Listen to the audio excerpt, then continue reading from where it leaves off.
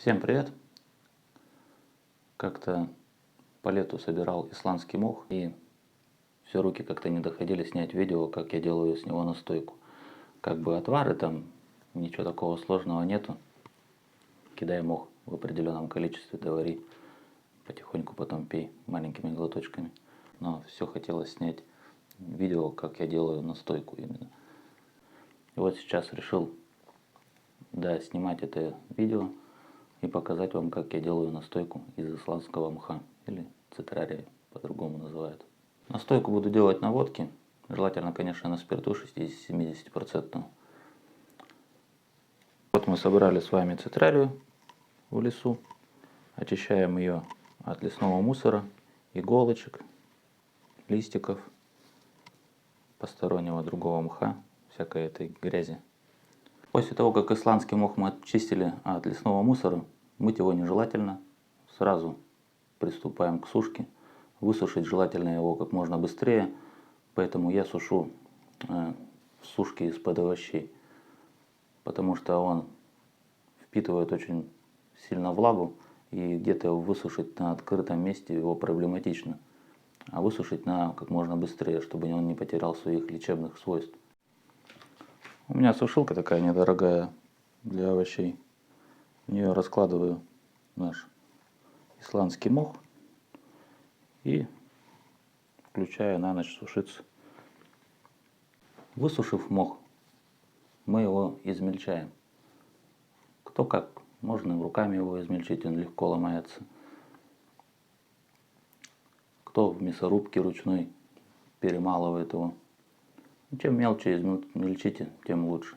Потом все-таки можно как-то, не обязательно на весах вывешивать, а ложками отмерять. Итак, я вот измельчил цитрарию. Здесь у меня 25 грамм цитрарии. Получается, разводим 100 миллилитров водки на 10 грамм сушеного мха. Здесь у меня 25 грамм. Соответственно, беру 250 миллилитров водки. Итак, все это мы смешиваем.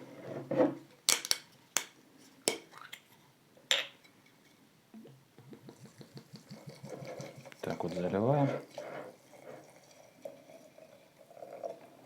Аж какой-то даже дымок пошел. Закрываем плотно.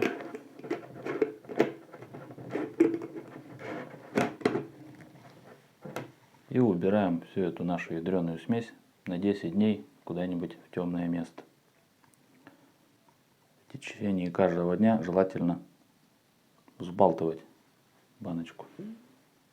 Итак, прошло 10 дней, наша лекарственная настоечка настоялась. Одну баночку я уже заправил, купил вот такие небольшие флакончики.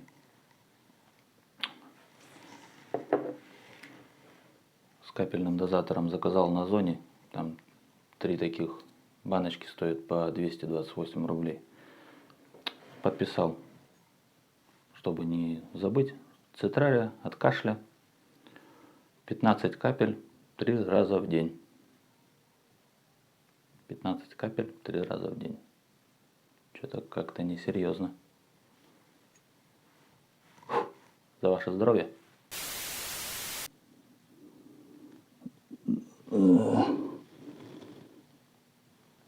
Дайте мне мха. Я, конечно же, шучу. Так ни в коем случае делать нельзя. Употреблять надо по 15 капель 3 раза в день в течение 10 дней. По истечению 10 дней курс надо прекратить на 2 недели. Но если кашель не прошел, то опять повторяем курс 10 дней по 15 капель 3 раза в день. Эта лекарственная настойка противопоказана детям, беременным женщинам, людям с заболеваниями сердечной недостаточностью, циррозом печени. Таким людям нежелательно лечиться от кашля этой лекарственной настойкой. Ну а на этом все. Всем спасибо, кто просмотрел мой видеоролик. Не болейте. Всем удачи и пока.